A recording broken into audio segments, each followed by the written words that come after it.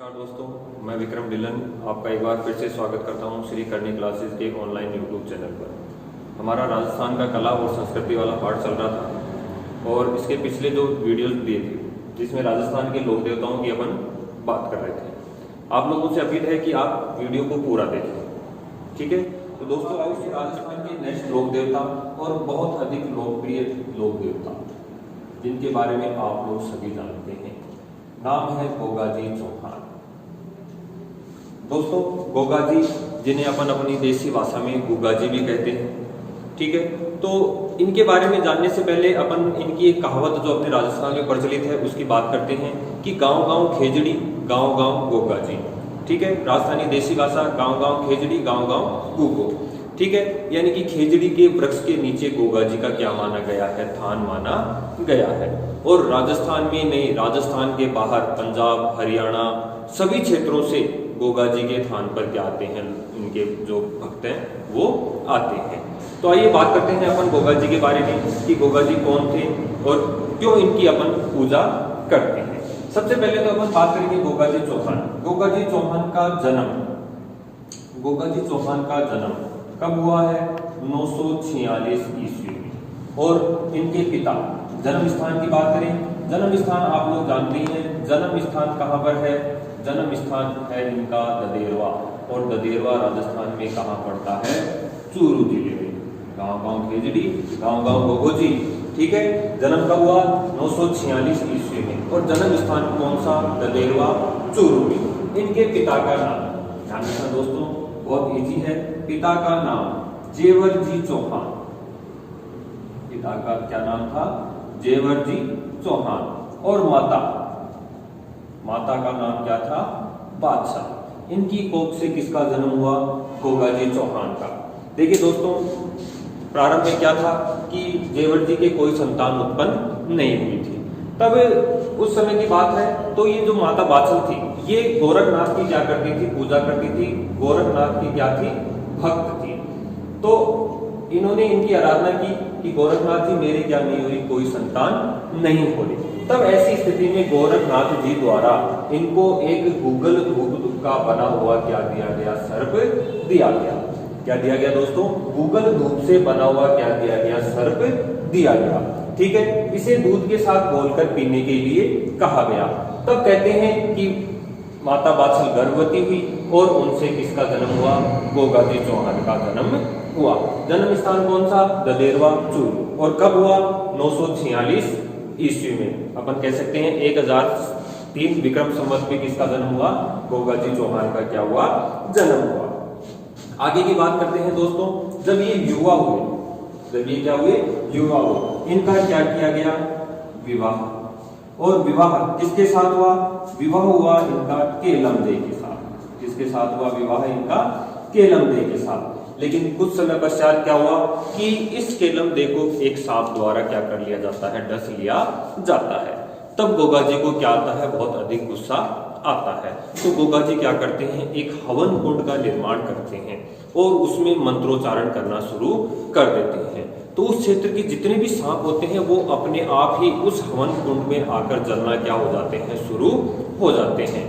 इस बात का पता लगता है सांपों के देवताओं की भाई गोगाजी नाम का कोई व्यक्ति है और वो गुस्से में क्या कर रहा है? हवन कर रहा है, जिसमें सांपों की क्या दी जा रही है? बलि दी जा रही है। तब वो धरती पर प्रकट होते हैं और गोगाजी से इसका कारण जानते हैं। तो गोगाजी कहते हैं कि भाई आपके किसी सर्प ने मेरी पत्नी को क्या कर लिया है? डस लिया है। तब ऐसी स्थिति में गोगाजी को क्या दिया जाता है? वरदान दिया जाता है कि आपकी पत्नी क्या हो जाएगी? जीवित हो जाएगी। और आपके थान पर जो भी आएगा, सांप का डसा हुआ जो भी व्यक्ति आएगा उसका क्या हो जाएगा? इलाज हो जाएगा। तो ध्यान रखना यहाँ पर दोस्तों, गोगाजी को क्या कहा गया है? गोगाजी को क्या कहा गया है? गोगाजी को कहा जाता है सर्पों का देवता। ध्यान रखना, मोस्ट इंपोर्टेंट, सर्पों का देवता किसे कहा जाता है? गोगाजी को। तेजा जी को भी कहा जाता है, उसकी कहानी अलग है, लेकिन यहाँ पर बात कर रहे हैं किनकी? गोगाजी की। इन्हें सर्पों का देवता क्यों कहा जाता है? क्योंकि अपनी पत्नी को बचाने के लिए इन्होंने क्या कर दी थी? सांपों की बलि देना प्रारंभ कर दिया था। तब इस ऐसी स्थिति में जो सांपों के देवता थे उनके द्वारा इन्हें क्या दिया गया? वरदान दिया गया। बात अभी अपन ने की थी थान। अपन ने भी बात की थी, गांव गांव खेजड़ी, गांव गांव गोगोजी। तो थान क्या होता है? तो थान जैसे हमारे यहाँ मंदिर होते हैं, उसी प्रकार गोगा जी का क्या बना होता है? थान बना होता है, चबूतरा बना होता है, और जिस पर किसकी आकृति बनी होती है? सर्प की आकृति बनी होती है। ध्यान रखना दोस्तों, किसकी आकृति बनी होती है? सर्प की आकृति बनी होती है। तो ये गोगा जी के बारे में एक छोटी सी डिटेल थी कि जन्म कहाँ हुआ था? ददेलवा शुरू में हुआ था। माता बादशाह और पिता का क्या नाम था? जेवर जी चौहान। ठीक है, गोरखनाथ की भक्ति और उन्हीं के आशीर्वाद से किसका जन्म हुआ था? गोगा जी का जन्म हुआ था। तो यहाँ पर अपन बात करेंगे गोगा जी के गुरु कौन थे। तो गोगा जी के गुरु कौन थे? ध्यान रखना, गोरखनाथ। ध्यान रखना, गोगा जी के गुरु का क्या नाम था? गोरखनाथ। ठीक है, जैसे अपन ने रामदेव जी की बात की थी, रामदेव जी के गुरु कौन थे? बालीनाथ। ऐसे ही इनके गुरु कौन थे? गुरु गोरखनाथ। ठीक है, आगे अपन बात करते हैं कि गोगा जी के दो भाई थे, मौसेरे भाई। गोगा जी के दो क्या थे? मौसेरे भाई। क्या नाम था? एक का तो क्या था? अर्जुन, और एक का क्या था? सर्जन। ठीक है, ये इनके मौसेरे भाई थे और जमीन को लेकर इनके साथ इनका क्या था? विवाद था। दोनों भाइयों का किसके साथ? गोगा जी के साथ क्या चल रहा था? विवाद चल रहा था। तब ऐसी स्थिति में कहते हैं कि उसी समय भारत के ऊपर आक्रमण किया था किसने? महमूद गजनवी ने। किसके द्वारा आक्रमण किया गया दोस्तों? महमूद गजनवी के द्वारा भारत के ऊपर क्या किया गया? आक्रमण किया गया। और ये सोमनाथ के मंदिर को क्या करता था? लूटने के लिए भारत पर आक्रमण करता था। तब ऐसी स्थिति में इसे लूटे हुए धन के लिए क्या था? जो लूटा हुआ धन था, उस धन को ले जाने के लिए इसे क्या था? गायों की आवश्यकता थी, क्योंकि उस समय साधन नहीं होते थे। इसलिए लूटे हुए धन को किसके ऊपर लाद कर ले जाना चाहता था? गायों पर लाद कर ले जाने चाहता था। तब ऐसी स्थिति में ये अर्जुन और सर्जन गोगा जी की गायों को चुराकर किसे दे देते हैं? महमूद गजनवी को दे देते हैं। जब ये बात गोगा जी को पता चलती है तो गोगा जी किसके साथ युद्ध करते हैं? महमूद गजनवी के साथ क्या करते हैं? युद्ध करते हैं। और कहते हैं कि गोगा जी और महमूद गजनवी के बाद कुछ इतिहासकार कहते हैं कि गोगा जी और महमूद गजनवी के साथ 9 बार क्या हुआ है? युद्ध हुआ है।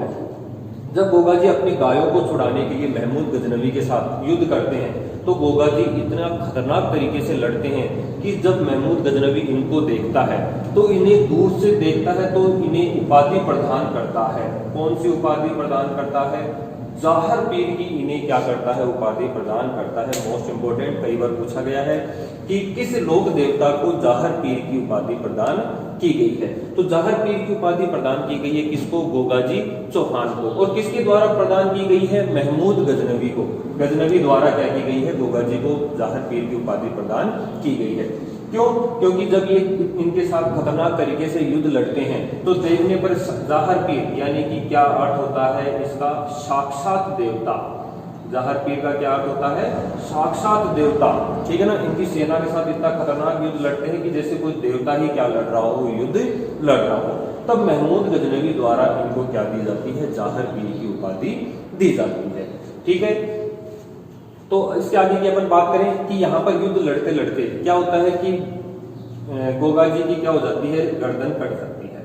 गोगा जी क्या हो जाती है? गर्दन कट जाती है। ठीक है, और गर्दन कटकर कहां पर गिरती है? ददेरवा चूरू।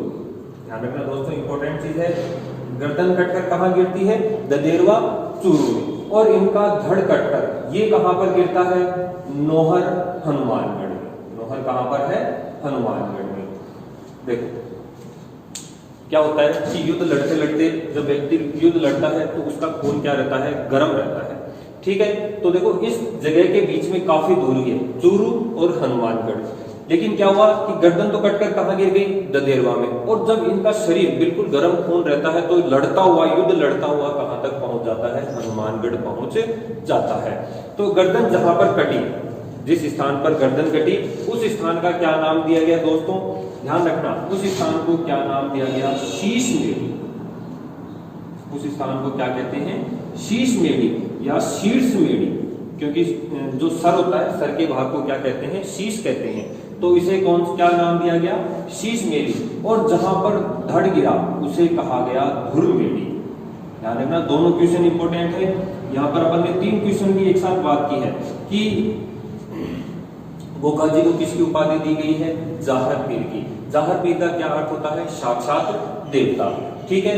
दूसरा, इनकी गर्दन कहां पर कट गई? ददेरवा चूरू में। तो इनको कौन, यहाँ पर क्या बना हुआ है? शीश मेढ़ी या शीर्ष मेढ़ी से कहा जाता है। और जहां पर खड़ गिरा उस स्थान को क्या कहा गया? नौहर। उस स्थान को क्या कहा गया?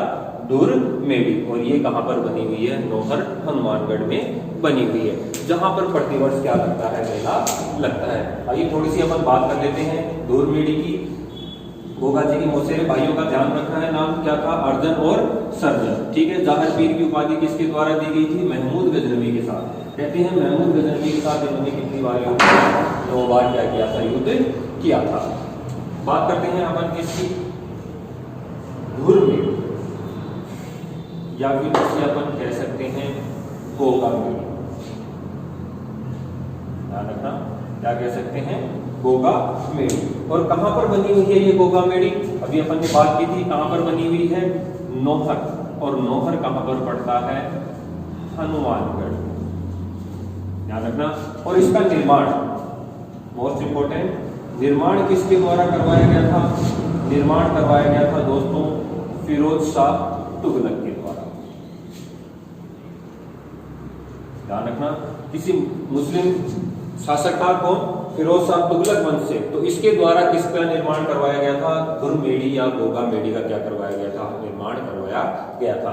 देखो अपन ने शुरुआत में बात की थी राजस्थान के 5 पीर, उन 5 पीरों में शामिल गोगा जी, जिन्हें हिंदू भी पूजते हैं और मुस्लिम भी क्या करते हैं? इनकी पूजा करते हैं। देखो यहाँ पर मंदिर का जो निर्माण है, जो गोगा मेढ़ी बनी हुई है नौहर हनुमानगढ़ में, इसका निर्माण किसके द्वारा करवाया गया है? फिरोज शाह तुगलक के द्वारा करवाया गया है। और इसके दरवाजे पर ध्यान रखना, इसका जो मुख्य गेट है उस पर क्या अंकित है? उसके मुख्य गेट पर क्या अंकित है? बिस्मिल्लाह अंकित है। ठीक है। मुस्लिम भाषा का शब्द है बिस्मिल्लाह। आइए किसी चीज की क्या करते हैं? शुरुआत करते हैं। तो ये शब्द कहां पर लिखा हुआ है? जो गोगा मेढ़ी है इसके दरवाजे पर क्या लिखा हुआ है? बिस्मिल्लाह अंकित है।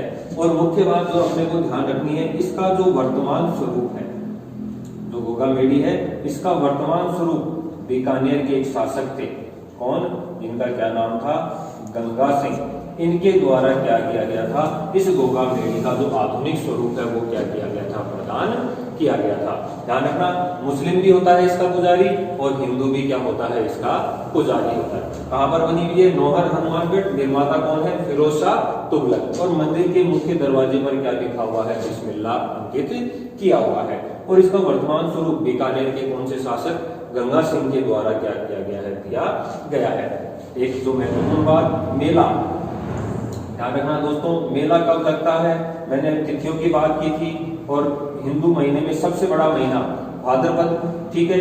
और भाद्रपद कब लगता है? कृष्ण नवमी को। ध्यान रखना, जिसे अपन किस नाम से जानते हैं?